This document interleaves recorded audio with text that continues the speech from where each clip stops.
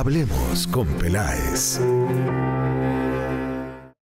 ¿Qué tal, amigos? Bienvenidos. Les habla Jorge Hernán Peláez, nuevamente aquí, como todos los sábados, en la señal del Canal 1, libre como tú, en otro capítulo más de Hablemos con Peláez. Siempre comenzamos con personajes inspiradores y hoy he invitado a una pareja que es realmente inspiradora. El legendario Papuchis, Juan Manuel Correal, y su esposa. Actualmente ayudan a parejas, hacen terapias. Bueno, ustedes mismos van a poder oír la historia. Aquí está la pareja de esposos que ayuda a sanar y a mejorar el alma y los temas emocionales de las personas que tienen muchos problemas y ya han ayudado a miles de colombianos. Vean la historia de Juan Manuel Correal y su esposa Carolina aquí en Hablemos con Peláez. Bienvenidos. Muchas gracias. Primero las damas. Hola Jorge Hernán y a todos, muchísimas gracias por la invitación y bueno, aquí estoy con este personaje. O sea, normalmente cuando estamos en un taller o en un retiro, yo le doy la palabra a mi esposa y digo, bueno, primero las damas y ella dice, no, primero los mayores. A mí me enseñaron que primero los mayores, entonces comienza tú. Bueno, muy bien. Juan Manuel, tuve la oportunidad de trabajar con usted en radio hace algunos años y la verdad siempre lo recuerdo con esa sonrisa y esos chistes. Y bueno, es un hombre que ha estado siempre como del lado del humor, pero entiendo que en esta faceta, Juan Manuel, además de explotar el tema del chiste y la buena onda, va un poco más allá. Comencemos por ahí porque mucha gente lo recuerda a usted todavía con temas de humor y temas de radio, pero usted hace un tiempo ya se dedicó a esto 100%. Sí, pero con la misma alegría, porque hay que aprender a hacer el humor con otro sentido. Hacer el humor con otro sentido y ese, bueno, hermano, uno no puede, uno no debería negociar su esencia porque entonces empieza a sentirse como dijo Salvador Ceriza en cuerpo ajeno. Si uno se sale de su esencia, y a mí me pasó en parte cuando tú y yo estábamos trabajando en la radio y a mí me ocurrió ese punto de quiebre y empiezo a construir una nueva vida, un renacer, un despertar, volver a aprender a hablar y construir una primera conferencia y escribir un primer libro y un segundo libro. Yo me sentía con el rótulo y la máscara de otro. Entonces, en algún momento, especialmente cuando llegó Carito a mi vida 2 años después de ese colapso, ella, Carito, de verdad, me hizo recordar lo que yo verdaderamente era, un tipo fresco, relajado, Hakuna Matata, que podía decir las cosas trascendentales que estaba diciendo en mi testimonio, pero de manera fresca. Y eso es lo que hay. Bueno, Carolina, les voy a empezar a hacer preguntas ahí, ustedes las van contestando, el que quiera participar en el programa. La primera, que me parece la más importante, pues ya vivimos inmersos todos en el mundo de las redes sociales y eso ha generado unas dinámicas de pareja y sociales y de familia a veces complicadas, y hay países que tienen un verdadero drama allí, como Estados Unidos, algunos países de Europa. Creo que Colombia ha caído un poco en eso también, aunque no toda la cobertura de Internet es tan grande como la gente se imagina. Pero en resumen, las redes sociales, ¿ustedes cómo recomiendan manejarlas para que las personas lo hagan de una manera adecuada? Pues mira, realmente todas las herramientas y todo lo que se crea, que es creado por el hombre, está creado para bien. Ahora, el uso que uno haga de todas las situaciones, de todas estas herramientas en equilibrio, pues es lo ideal. Uno en las redes sociales encuentra información constructiva, edificante, bonita, que llena, pero también encuentras basura, odio, rabia, resentimiento y es el mundo como tal. Entonces nosotros, y hablo por mi esposo y por mí, decidimos utilizar esas herramientas creadas para construir, para ayudar. Nosotros tres. Exacto. Para construir, para ayudar, para llevar mensajes constructivos y edificantes. En el núcleo de la sociedad, las familias son ese gran núcleo de la sociedad donde hemos visto que después de pandemia, bueno, hubo muchos divorcios, separaciones, un tema muy complejo de salud mental, salud emocional. El COVID llegó, inclusive uno dice, la pandemia llegó para partir nuevamente la humanidad antes y después del COVID, y muchos de nosotros reevaluamos nuestra vida en pandemia y muchas cosas se destruyeron y otras se fortalecieron. Entonces, nosotros decidimos compartir nuestras experiencias, aprendizajes y conocimientos para ayudar a los seres humanos y para ayudar a las parejas y para ayudar a las familias. Decidimos utilizar esas herramientas en pro de la sociedad. Claramente hay un tema, digamos, religioso, hay un tema emocional, psicológico. ¿Cuáles son como los ingredientes, digamos, en general que ustedes utilizan para que las personas se lleven un mejor mensaje? ¿Cuáles son como esas partes fundamentales de lo que ustedes transmiten? Hermano, y todos, una sola palabra que es la más grande acción que pueda tener el ser humano, que es amar. Si es desde el amor, pues bienvenidas todas las religiones, todas las creencias, las doctrinas, de donde provengas. A nosotros lo que nos une como de hermanos es el amor. Tenemos un ejemplo de un hermano mayor que es Cristo, que fue a través del cual el Creador, el Padre, eh, nos transmitió cómo era y cómo no era. Entonces Dios eligió a uno, y lo hizo el Mesías y le hizo el Cristo para que hace 2025 años nos enseñara cómo es y cómo no es. Pero pues Cristo no es para los cristianos y los católicos solamente, pues no, en todas las religiones se reconoce a este hombre como tal, y nosotros nos enfocamos en el amor de Dios en nosotros y de nosotros, para nosotros y para las personas. Sí, pero también es importante contarte que todos nuestros programas y todo lo que realizamos está basado y está sostenido en unas metodologías y en unos estudios. Juan Manuel se especializó en conciencia transpersonal y yo me especialicé en bioneuroemoción y biodescodificación emocional. Digamos que estas tres metodologías, que claramente tiene neurociencia, tiene psicología, tiene Espiritualidad. filosofía, tiene una herramienta muy importante que es la espiritualidad, pero la espiritualidad trabajada desde el ser y no desde la religión. Por eso Juan te decía, todas las religiones son maravillosas, las religiones son vehículos que nos llevan a un mismo lugar. ¿Cómo tú te conectas con tu espiritualidad para llegar a tu interior? Ahí es donde nosotros les enseñamos esas herramientas para trabajar el ser humano, y claramente las parejas. Cuando trabajamos en pareja, pues son dos individuos, dos seres humanos que necesitan trabajarse individualmente para construirse. Hablemos de algo que es inherente a lo que ustedes están explicando, no importa si es de pareja, si es de familia, si es de trabajo, si es en el colegio, bueno, en todas partes encuentra uno que al ser humano le cuesta mucho trabajo perdonar. Perdonar como un paso clave para poder seguir adelante, para olvidar temas que no son importantes. Y hay gente que vive llena de venganza y de odio y de resentimientos. En ese sentido, ¿ustedes cómo lo abordan, el tema del perdón? Uy, el perdón en nuestro programa de transformación personal, Entrena tu alma, que es un programa que se desarrolla durante 90 días, que tiene 12 módulos. Uno de estos módulos es el perdón. Y cuando te digo que un módulo tiene 8 capítulos, todos enfocados en el perdón porque es la llave a la libertad.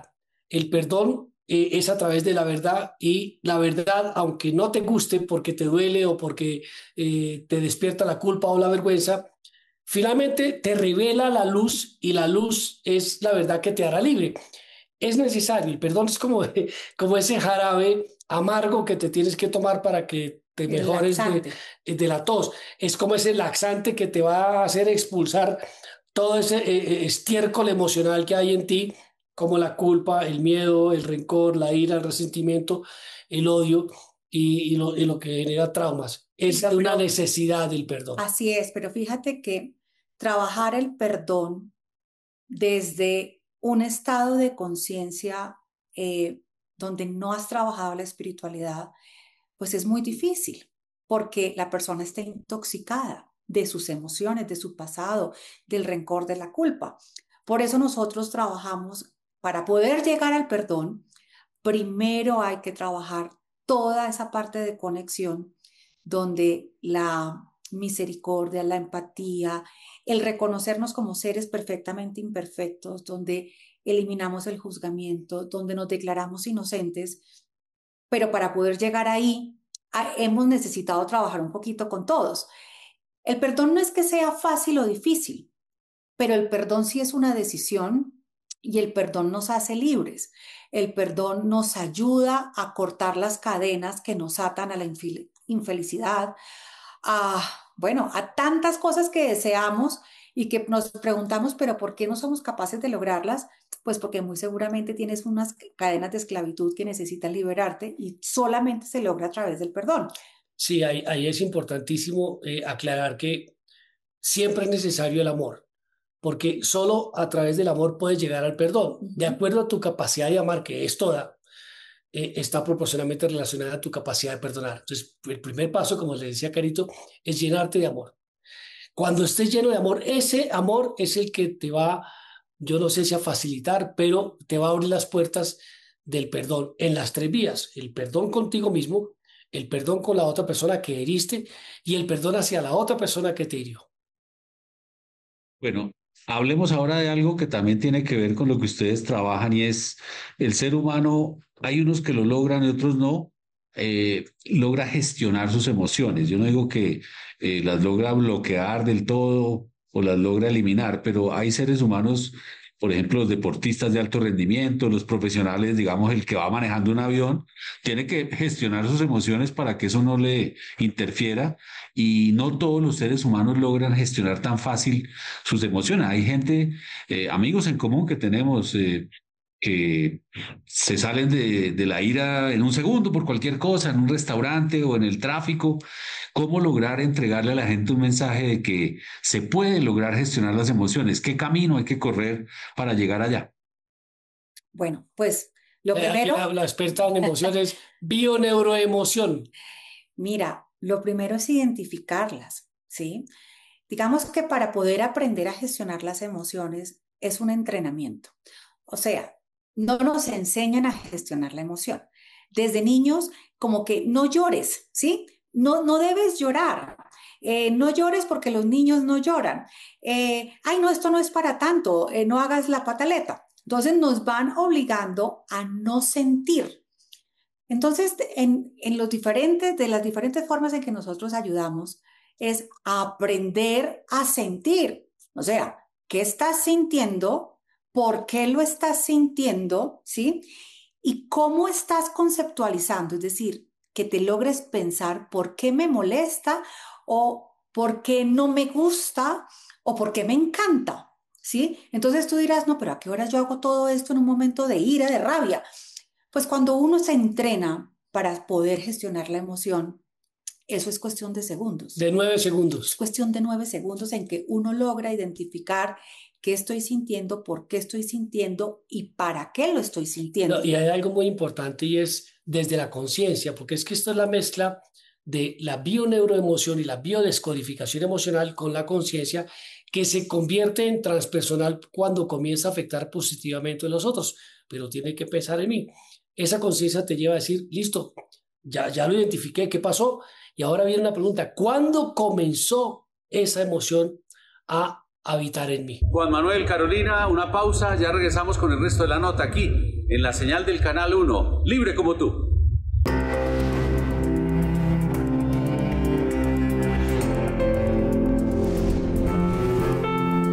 Hablemos con Peláez.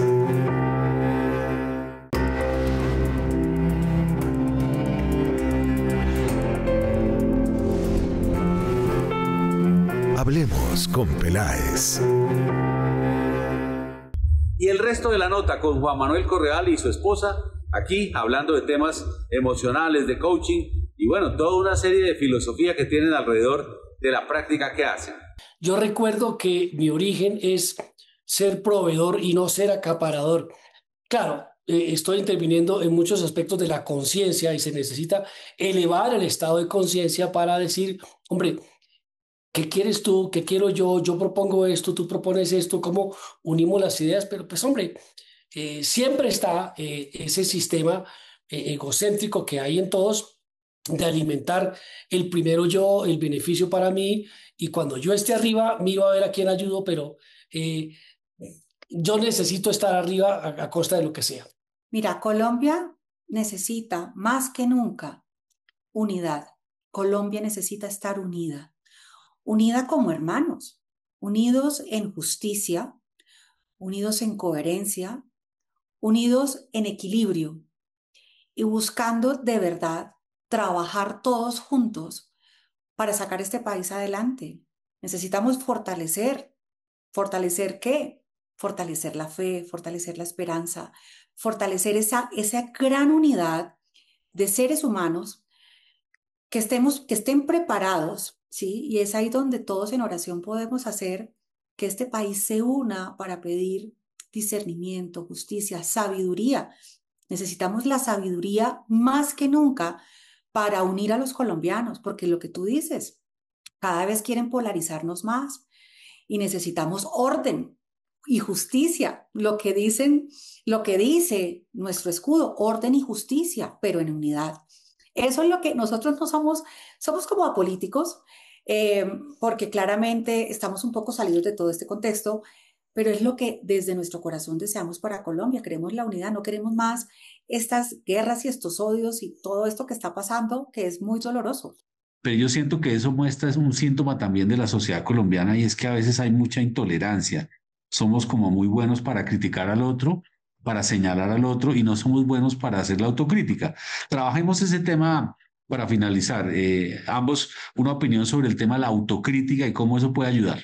Bueno, pues digamos que para llegar a ese proceso de autoindagación necesitamos tener un nivel de conciencia elevado, ¿sí?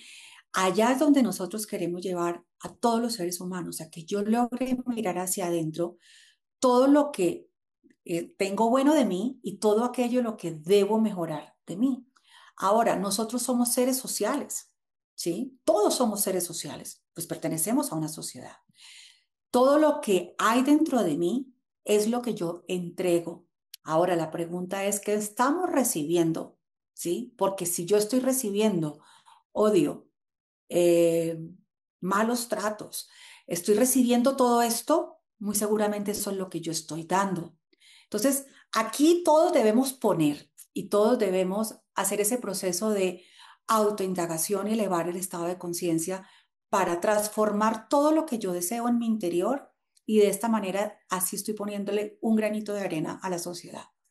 Podemos procurar entender que cada quien lo hace a su manera y con los recursos que tiene y de la forma como le enseñaron que debía ser. Hay una gran diferencia entre vivir desde el amor o sobrevivir desde el miedo. Sobrevivir desde el miedo es el 1%. Ahí está la queja, el juzgamiento, la acusación. Vivir desde el amor es el 99%, que es a donde nos invitaron a estar. Está el perdón, la gratitud, la cooperación, la empatía, el amor, la misericordia, la bondad. Y desde allí, el reflector con que tú ves a los demás es desde, vamos todos a hacerlo. Enséñame tú que lo haces mejor que yo. Esta receta te queda mejor a ti que a mí. Enséñame. Pero yo también le puedo compartir a los otros lo que me ha funcionado. Y es esto. Yo quiero seguir jugando en el juego de la vida, pero así no más. Hace 15 años yo pensaba que estaba divirtiéndome en el juego y terminé con un colapso físico, mental y emocional. Entonces, pues, estaba siendo torpe en el juego. Entonces, como yo ya sé cómo no es, mi responsabilidad es compartir lo que me ha funcionado, no compartir el yo sé cómo es. No, a mí me ha funcionado esto. Si todos jugáramos a esa ecuación, podríamos empezar a construir un país mejor, una vida mejor, un hogar mejor.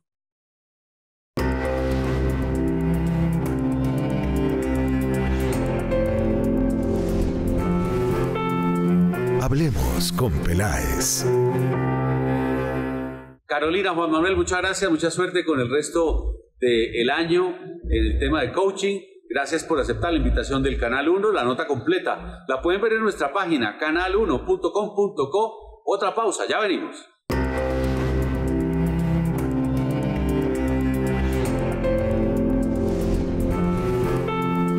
Hablemos con Peláez.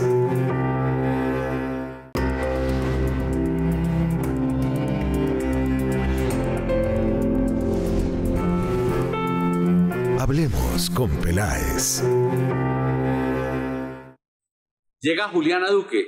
Ella siempre trae cada sábado sus historias solidarias. Y en esta ocasión, una fundación muy interesante. Juliana, bienvenida. ¿De quién se trata? Hablemos con Peláez. Hola Jorge, bienvenidos a este espacio de noticias positivas. Hoy tengo una invitada muy especial que nos inspira a dejar una Colombia mejor.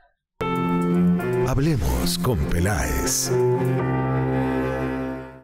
Hola, mi nombre es Laura Guisao y soy la directora de la Fundación Espuma Santa Fe, una organización sin ánimo de lucro que brinda descanso y confort a niños, niñas y jóvenes en estado de vulnerabilidad, pero también ayuda a las comunidades a desarrollar o generar bienestar en su descanso. Pero nuestro compromiso va más allá. No solamente queremos entregar productos, sino también concientizar a la gente, enseñar a la gente, a la comunidad, la importancia del buen descanso, ya que todos sabemos que dormir bien, descansar bien, nos ayuda muchísimo en nuestra parte cognitiva, en nuestro desarrollo físico, en nuestro desarrollo mental, emocional. Y esto no solamente es importante para los adultos, sino también para los niños. ¿Y por qué hacemos esto? Porque creemos que debemos de devolverle a la sociedad lo que ella nos ha dado. A través de nuestros programas lo que hacemos es renovar y dotar espacios como albergues, refugios, escuelas, con productos que generen ese bienestar y ese confort y, por qué no decirlo así, también un poco de creatividad a los niños, a las niñas y a los jóvenes en estado de vulnerabilidad.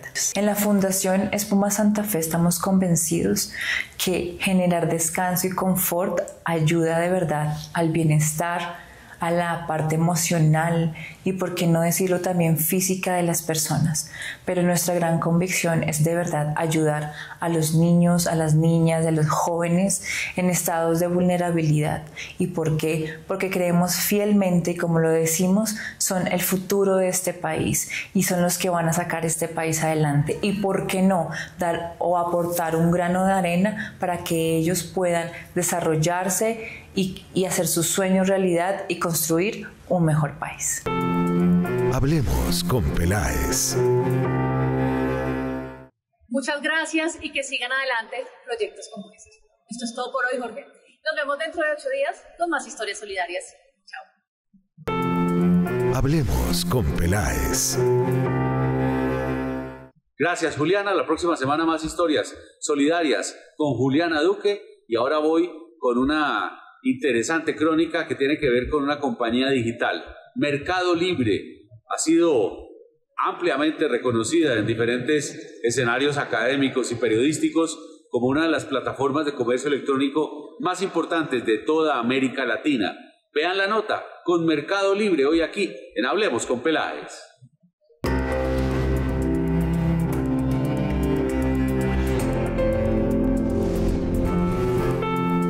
Hablemos con Peláez. Hasta el próximo 20 de octubre, la plataforma de comercio electrónico más grande de América Latina ofrece descuentos significativos a todos sus usuarios en diferentes categorías: tecnología, maquillaje, perfumes, cuidado de la piel, electrodomésticos como neveras, lavadoras y aires acondicionados, y también muebles modernos y colchones de alta calidad son algunos de los más buscados. Se eligen diferentes medios de pago como tarjeta de crédito, débito, transferencia bancaria, Nequi, Daviplata y también en efectivo en los puntos de Efecti y Baloto. Al respecto del hot sale, José Joaquín Madero, gerente comercial senior de Marketplace de Mercado Libre, nos explica la dinámica de la actividad.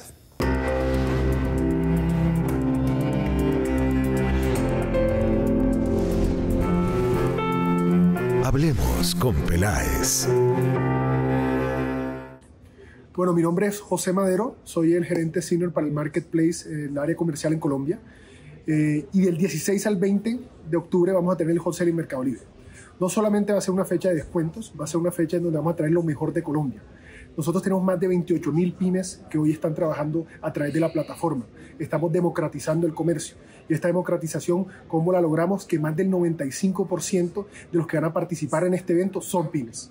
Entonces eso nos va a permitir también no solamente traer grandes marcas, tenemos más de 1.000 marcas que vamos a poder tener en la plataforma de estas grandes marcas, vamos a tener también pymes que nos van a permitir traer lo mejor de Colombia a cada uno de sus hogares, vamos a tener una propuesta de valor con cuotas sin interés, vamos a tener envíos gratis a partir de 60.000 pesos y también vamos a tener envíos rápidos a todo el territorio colombiano.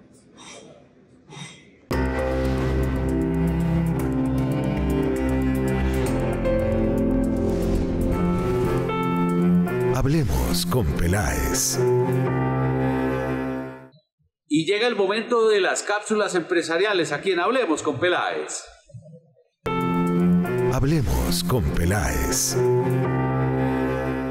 La Superintendencia de Industria y Comercio sancionó a la firma Sincongas por suplantar y usurpar la marca Vanti y además ofrecer servicios a los usuarios a nombre de ella. Lo importante es que los usuarios de Vanti no se dejen engañar ante las posibles estafas que se puedan presentar a su nombre. Ante el fallo, la compañía Sincongas deberá pagar una sanción de 7 millones de pesos a favor del Consejo Superior de la Judicatura, quien declaró la infracción de los derechos de propiedad industrial a favor de Vanti. También se le prohíbe utilizar sin autorización la marca, solicita retirar del mercado, destruir papelería o información que contenga la marca y deberá informar al público consumidor que no tiene vínculo con Vanti por los medios físicos o digitales a través de los cuales hizo uso de la marca. Al respecto de esta situación, el director de Asuntos Públicos de Vanti, Ricardo Garzón, explica las recomendaciones para los usuarios.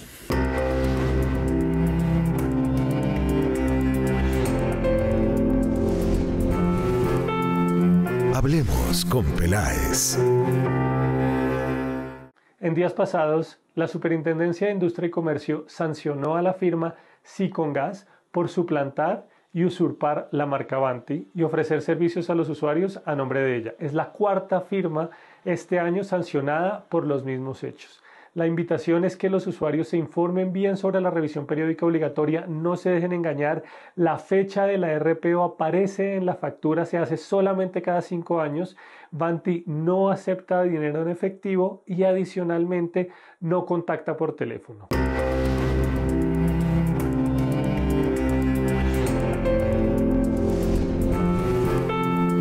Hablemos con Peláez. Todas las notas las pueden ver en nuestra página canal1.com.co. Otra pausa, ya venimos.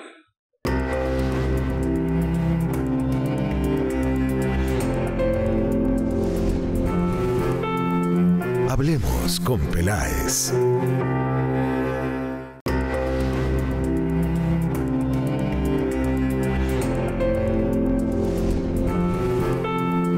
Hablemos con Peláez. Siempre con personajes inspiradores he invitado al profesor Ariel Bigliovics, que por muchos años fue profesor universitario en la Universidad Nacional, escritor, filósofo. Bueno, es un hombre realmente brillante y acaba de publicar su último libro y habla de lo imposible, habla de las expectativas de lo imposible. Bueno, profesor Bigliovics, bienvenido a Hablemos con Peláez. Hablemos un poco de su hoja de vida para los televidentes. Yo nací en Bogotá en 1949, estudié en Bogotá, me gradué de sociólogo en la Universidad Nacional de Colombia, fui después me gané una beca como colombiano para ir a estudiar sociología y luego posteriormente hice estudios literarios en la Universidad de Cornell. Pero regresé a Colombia a vivir porque siempre he sido colombiano. Hablemos de su paso como profesor de la Nacional. ¿Qué opina de todo lo que está pasando en la Nacional? Se volvió un tema, me parece a mí, demasiado político y bueno, en un año como este que es campaña, ¿cuál es su opinión de alguien que sí ha sido profesor y conoce bien el tema ya? Bueno, yo fui profesor durante 35 años en la Universidad Nacional y tuve la gran suerte de ser uno de los fundadores de la Escuela de Cine y Televisión y posteriormente fundar la maestría en escrituras creativas. Mire, a mí me parece que en este momento la universidad está entrando en una etapa muy difícil, porque las universidades, en mi opinión, no pueden ser militantes de nada. Las universidades tienen que ser críticas y las universidades tienen que ser independientes. No pueden en ningún momento pertenecer a una ideología determinada. Y eso me parece supremamente grave. Es la posición crítica de las universidades la que la salva. Es la capacidad contestataria de la universidad. Pero una universidad que hoy en día... mira, yo viví la etapa del cogobierno, de la época de la Universidad Nacional en la cual hubo un cogobierno entre los estudiantes y los profesores. Fue una tragedia. No fue posible. Mire, no podemos poner e igualar la posición del profesor a la posición del estudiante. Si no hubiera diferencia entre las dos, pues todos serían iguales. No, hay un problema del conocimiento. La universidad es un sistema de méritos. Y en ese sentido, los que, los que han estudiado, los que ganan en determinado momento unos títulos, los que escriben los libros, los que hacen la investigación, los que desarrollan el conocimiento, son los que terminan siendo los profesores. Por eso los estudiantes van a buscar a esos profesores, para que en su compañía ellos también puedan conocer, avanzar y aprender realmente cómo es el proceso del conocimiento. Bueno, es un fenómeno que está ocurriendo no solo en Colombia, en las universidades públicas, sino en muchas partes del mundo. Y Estados Unidos y Europa, que uno pensaba que estaban como alejadas de eso, también han visto cómo ahora hay activismo y hay agenda y utilizan algunas universidades, pues unas minorías, pero se coopta la narrativa, por ejemplo, de las redes sociales. ¿Usted cree que también este es un fenómeno mundial, que en muchas partes académicas se dejaron impregnar de cosas que son pura ideología? Sin lugar a dudas, yo creo que, y mira, por eso la Universidad de Princeton, la Universidad de Harvard, las grandes universidades se están resistiendo a esto, porque es supremamente grave. ¿Desde cuándo un presidente de un país determina cuál es el conocimiento que pueden tener las universidades? ¿Quién puede hablar en una universidad y quién no? No, esta censura estatal hacia las universidades es terrible, es muy dramática. Mire, las universidades tienen que ser centros del conocimiento y el conocimiento en algunos momentos puede ser incómodo, el conocimiento en algunos momentos puede ser difícil, el conocimiento en algunos momentos tiene que romper los techos de cristal. Lo hacen las ciencias y lo hacen las artes.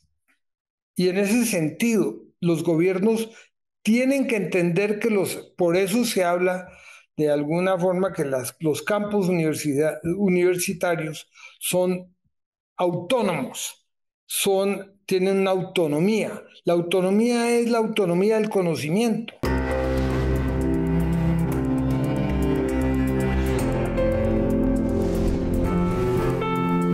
Hablemos con Peláez. Momento de una pausa, profesor. Ya regresamos con el resto de la nota aquí en Hablemos con Peláez.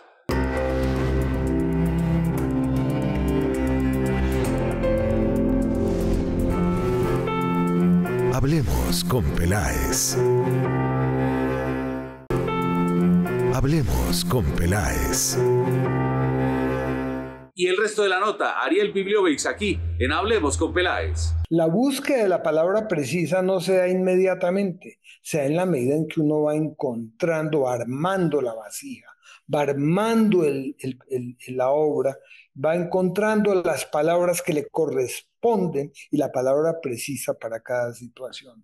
Es un trabajo de reescritura. Cates decía que el famoso poeta decía que escribo, reescribo, reescribo, tacho, borro, reescribo, y ese es el proceso. Es una disciplina. Hay que tener gran paciencia en la escritura, porque la escritura es un proceso de reescribir más que de escribir. A veces, y por eso muchos autores han dicho, lo hablan con respecto un poco a lo que pasa cuando uno ha sido periodista. Cuando uno ha sido periodista tiene una gran escuela. ¿Por qué? Porque uno como obrero de la palabra, en el caso de ser un periodista, tiene que escribir. Y tiene que escribir pase lo que pase. Y tiene que entregar el artículo pase lo que pase. Y uno se acostumbra a una especie de vuelapluma. O sea que aprende uno a escribir rápidamente para contar lo que tiene que contar. Pero la literatura pide un poquito más de artesanía, un poco más de cuidado. Y por lo tanto se empieza a buscar la palabra precisa. Y por eso grandes autores como Flaubert llegaban y hablaban que para poder escribir ciertas obras tuvieron que hacer 18 versiones de la misma, como fue el caso de Eduard y Pécuchet. Entonces, es un trabajo que demanda paciencia. Los grandes escritores siempre les ha tomado años hacer una buena obra. No es fácil. Ahora, puede ocurrir. Ocurre mucho con la poesía, por ejemplo, no tanto con la novela, pero ocurre con la poesía que de pronto, como en un chispazo, puede lograrse un poema muy bello. A veces los cuentos salen bastante bien, pero realmente, como decía Cortázar, el cuento es una esfera perfecta. Por eso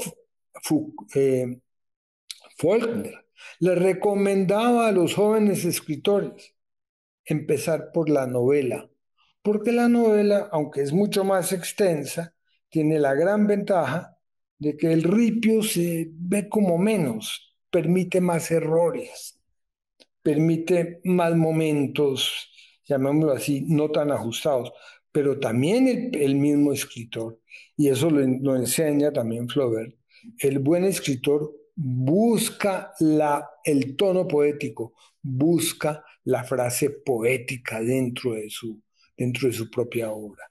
Y la poesía es la economía de la palabra, es la palabra precisa acompañada de los verbos y de los adjetivos precisos para cada situación.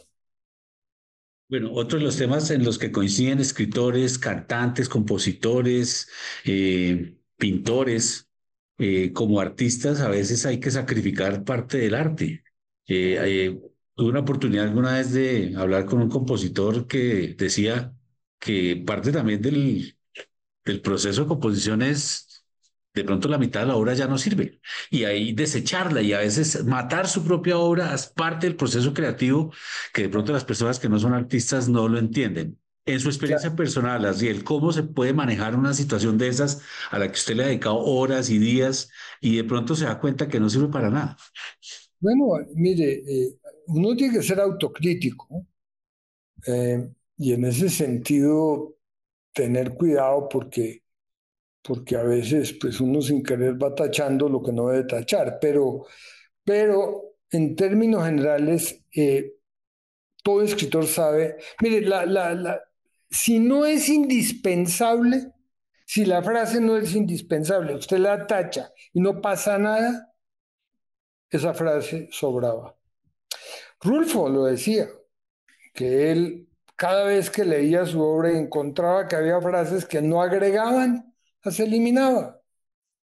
Porque la idea de todo gran artista es lograr que su obra sea poética, que su obra sea una obra de arte. Y la obra de arte tiene como condición que no le debe sobrar ni le debe faltar nada. Por último, Asriel, ¿cómo proyecta usted el futuro de los escritores, personas como usted, ya entrando a un siglo donde claramente las redes sociales, la inteligencia artificial y el video se están apoderando de las narrativas de las nuevas generaciones. ¿Cómo cabe la literatura y la escritura en ese mundo en donde prácticamente todo lo que uno ve hacia futuro es video? Jorge, mire, hay una cosa que yo creo y es que hoy en día se lee más que nunca. Así que de una manera curiosa, hasta en Colombia ha aumentado el número de personas que compran libros. Mire la Feria del Libro de Bogotá, que ha ido aumentando año a año. Yo soy optimista con la literatura. Yo creo que la literatura tiene futuro y siempre lo tendrá, porque la literatura es una forma del conocimiento. Y es una forma del conocimiento ya depurada. Tal vez no sea para las grandes mayorías, pero de una manera muy especial, el número de personas interesadas en la literatura, que puede ser una gran minoría, de todas maneras sigue creciendo. Y en mi opinión, la literatura sobrevivirá porque las artes tienen que sobrevivir y la literatura es el arte de la palabra. Y así como la pintura, también se ha hablado de la muerte de la pintura o la muerte de la escultura, pero ni la escultura ni la pintura han muerto y tampoco va a morir la literatura. Antes, por lo contrario, las veo muy sanas y las veo robustas. Y hay muy buenos escritores en Colombia, muy buenos, con mucho futuro, ¿no? Y en ese sentido, pues, no quiero ni siquiera empezar a dar una lista, pero hay muchos que son maravillosos. Sobre todo también hay una cosa especial, este es el momento de las mujeres. La gran literatura la están haciendo mujeres en este momento. Y lo veíamos ya en la universidad. Ellas eran las que más, hoy en día son las que entran a los programas de escritura creativa, más que los hombres. Están escribiendo muy bien, tienen una sensibilidad muy particular.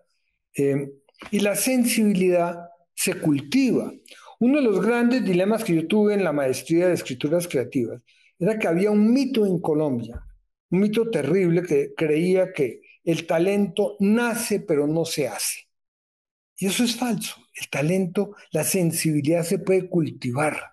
La sensibilidad a partir de grandes lecturas empieza la persona a entender de qué se trata, a ver cómo se unen las palabras, a entender el juego de las palabras.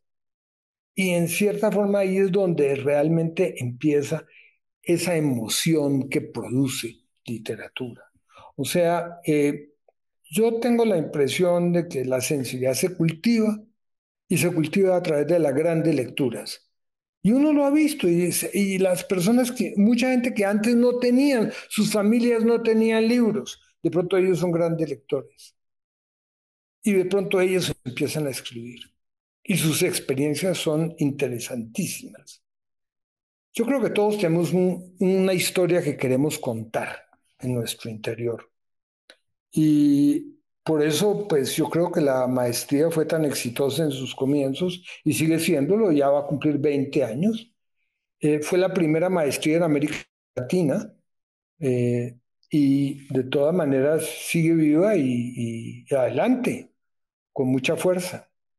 Ariel, muchas gracias. Estaré pendiente de la lectura del resto del libro. Ya lo comencé, pero no lo he terminado. Les habló Jorge Hernán Peláez. Los espero la próxima semana aquí en otro capítulo más de Hablemos con Peláez por la señal del Canal 1, libre como tú. Sigan con la programación de nuestro canal y tengan todos un feliz fin de semana. Hablemos con Peláez.